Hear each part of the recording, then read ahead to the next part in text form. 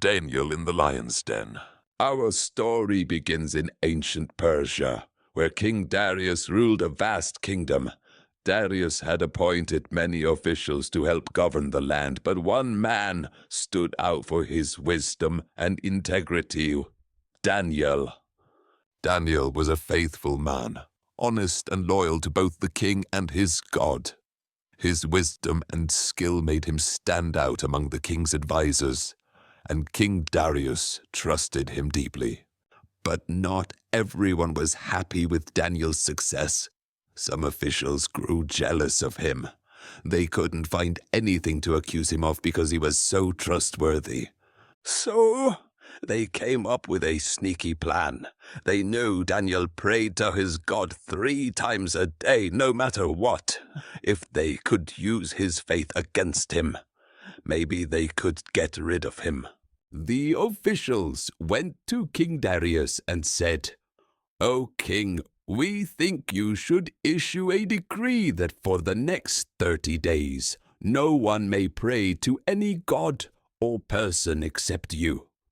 Anyone who disobeys will be thrown into the lion's den."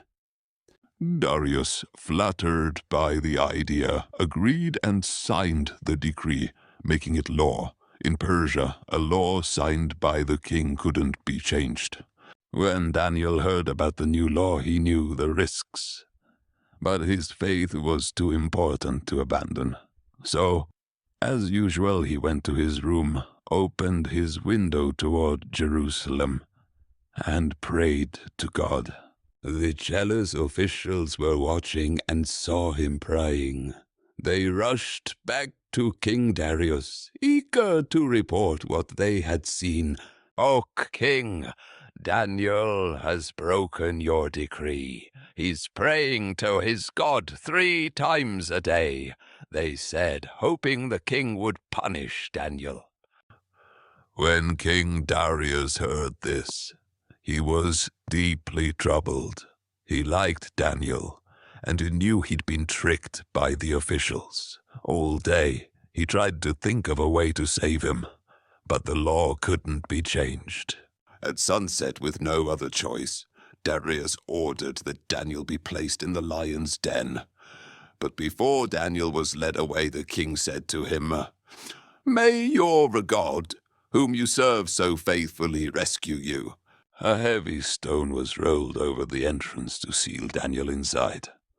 The king placed his seal on the stone, along with the seals of his officials, so that no one could tamper with it. That night, King Darius couldn't eat or sleep. He was filled with worry, hoping against hope that Daniel would somehow survive. At the first light of dawn, the king rushed to the lion's den.